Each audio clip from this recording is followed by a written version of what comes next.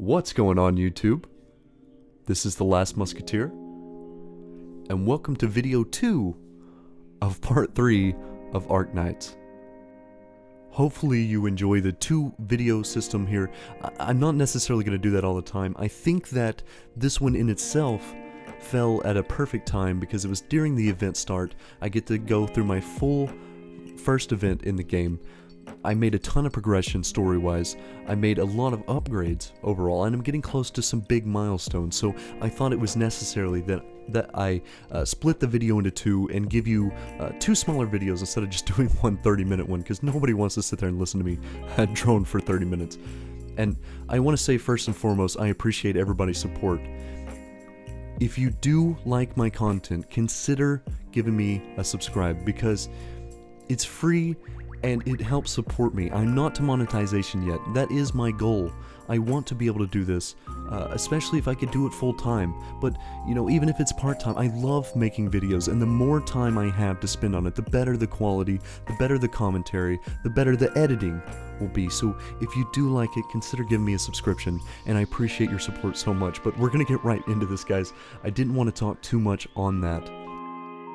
I started out on some of the past events because my goal was, since the 3rd anniversary banner was coming up and everybody said there was going to be some really good pulls on it, I decided this would be a good opportunity to go through trying to 3-star as many missions as I can, get as much resources and especially OP as I can before the event happens, so that I can try to squeeze as many summons as I possibly could out of it. And I made some good progress. There was a lot of maps that were hard that I put a lot of time into, a lot of reruns into to finally beat, and I was borrowing support heroes.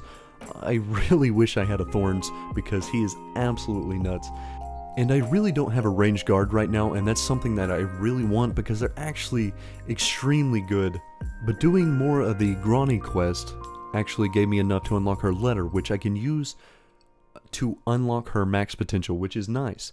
I don't necessarily, like I said before, think I will use her for a bit, but later on down the road I can try her out some more and see just how good she is. I just have so many vanguards, and I already have 3 or 4 of them leveled up. I want to spend my resources towards other things that I really need right now, so she's going to be on the back burner for a bit, but maybe eventually I'll try her out. And I apologize if my voice sounds a little scratchy or gravelly. I have been doing a lot of commentary. And initially I was planning on working on this Sunday, the day after I released the first video of the part 3, but I decided that other than the fact that I was excited, that it was probably a good idea to go ahead and work on it now that I didn't have to do anything currently. So I do apologize if it sounds a little rough.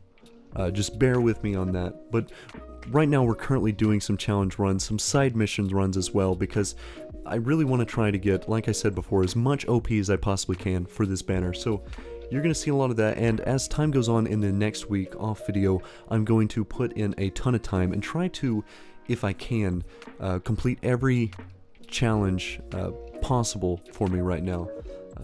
I've done a good amount of 3 stars on some missions, and I think I haven't even finished all of Chapter 2's challenge mission, so there's quite a bit to go through and quite a bit of OP for me to actually earn. And I left this one in because I actually really like this style of map where it's like you're just constantly being rushed by a ton of enemies. And I also tried out somebody's support unit, Adriana, and she's really cool. I actually really enjoy her E1 ability where she attacks things extra damage when they're above 50%, but doesn't target anything below 50%, which is a really weird caveat, but it's kind of cool in that sense, having these variation of skills. And one thing I will say, guys, I like ranged guards a lot. Silver Ash is really cool, so I tried him out as a support unit from somebody. One thing I will say, I use Swire a lot, and people have said that Swire is just not very good, but I really like it, and that all comes down to, regardless of what situation you are in, heroes have their use. They may not be top tier, but they can still get the job done. And that's one thing I really love about this game. And also it goes into the sense of, some people get pressured into spending for a top tier unit because they think, if I get it, that's going to complete my account, it's going to give me that edge going forward. And yes, in some ways it can, but do not put yourself in a situation where you feel like you have to spend more than you have available to you to try to get a unit. If it doesn't happen, that's fine. There's plenty of units that can do that job. Maybe they're not as good, obviously, but they can still do the job. So don't lock yourself into that feeling, that need to spend, because I see it happen way too often where people spend over their budget and end up in a really bad position. I just want to reiterate, guys, do not force yourself to do that. We all love to have meta units. Don't put yourself in a hole to do it.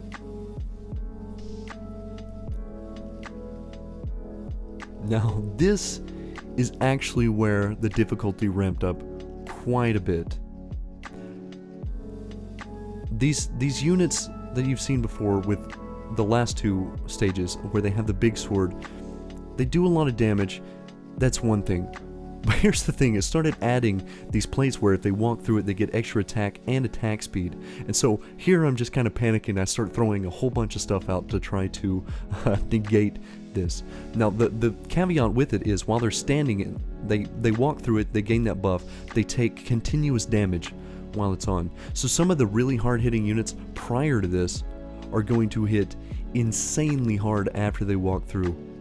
So that's another added layer of strategy that you have to deal with. But it also leads to some really cool kite mechanics. And obviously I'm not the best at doing that, but I played around a lot with specialist units and tried to figure out some different strategies. So I did learn quite a few things off that, some really cool, interesting mechanics I'll have to show you later on.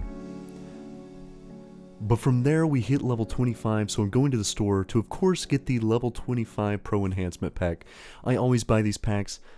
They're well worth the trade-in. They give you the same amount of random as you would get normally from trading, and you get a whole bunch of other resources, so always really good.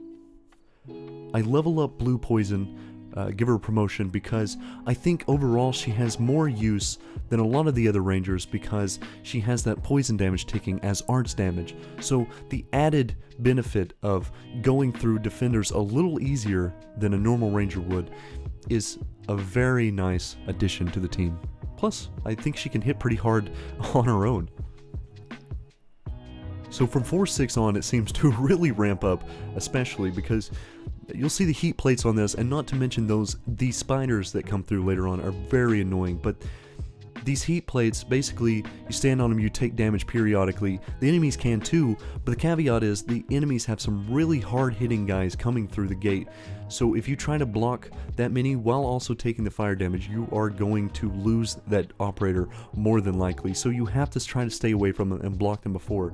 And then the spiders come through, and when they're destroyed, blow up and hit the entire area. So if they're next to a good group of your units, you could wipe 3 or 4 units at once, which completely devastates your team, making you lose. So the strategy I had planned around it is try to have as many melee units as I could and just plant them in front of the spider door, because they only come out of the bottom.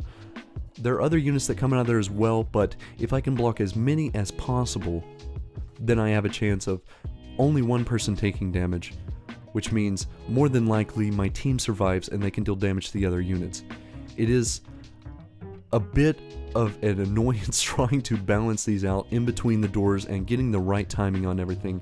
So some of them do slip through as time goes on. As you see there, I planted Myrtle perfectly in the timing to get her to attack the spider, and so instead of it slipping by and possibly doing enough damage to wipe some of my units there, I got it out early, and it ended up giving me a 3-star. Now, just because I show you these doesn't mean I didn't lose 40 times before that, because a lot of these I do lose a lot. 40 might be an exaggeration, but it does take some time and some proper planning going through to figure out how to do these.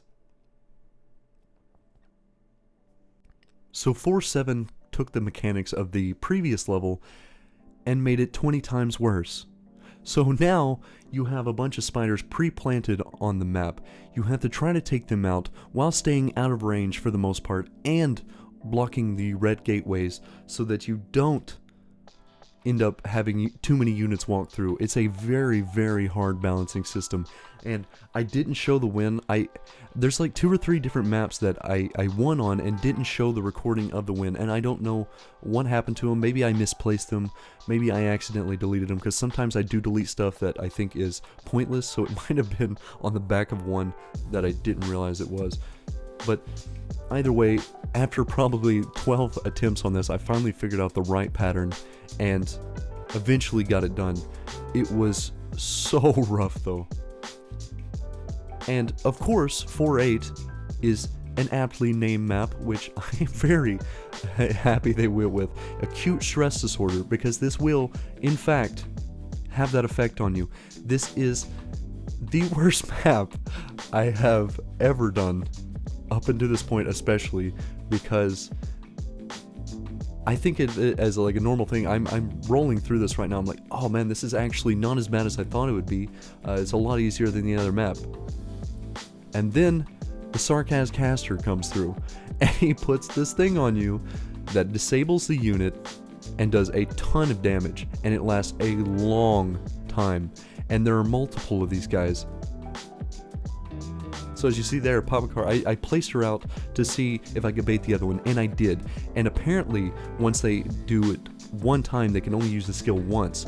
So essentially, you can find out that if you bait their ability with a Vanguard or something, you could do that. The problem is, you have to have some type of fast deploy unit. Now in here, I did show the end of this. I had a short video the other day talking about my first Chernobog clear, but I've thrown this in for people that might not have seen it. This was actually my second ever attempt of this, the first attempt being on like the first couple days that I played the game, and now trying it here, I ended up beating it. I did borrow someone's Thorn support unit, because like I said, range guards are really nice for this, and I got it done, and I was super happy. I did not expect to do this well going through, but we did it, and it was the best feeling ever. Not to mention that the rewards are extremely good. Now, the progress phase, I don't know if this is available every like week, or if this is a one-time thing or not. But I know you can collect the Arundum over like a weekly progression, so maybe this is a one-time thing. If it's not, that's awesome, but it seems like a lot of rewards if you get to do it, you know, every reset. So out of the complete and utter exhaustion from getting destroyed in 4.8 over and over again, I decided to go back and do some of these side stages to earn some extra resources, and 4-1 was actually really easy. S4-2 was also really easy, and that's a nice break from the despair that you feel as you're going through some of the higher missions. It's always good to go back and have something that's a little more chill, because I like these, having the plate in the middle and having your units so far back. By the time they get to your units, they're already halfway down in life, so essentially you just need somebody there to block and somebody to do a little bit of damage so you can finish them off, and it's a pretty easy run. Hey guys, Future Musketeer here, just letting you know I had to split the 2 into separate parts for this video. It told me it was 15, ended up being 30. I'll probably explain it again in the start of the next one, but I'm gonna leave it here, and I'll see you guys in the next one. Peace. And also, sorry Papacar, I just sent you out to get immediately destroyed. Yikes.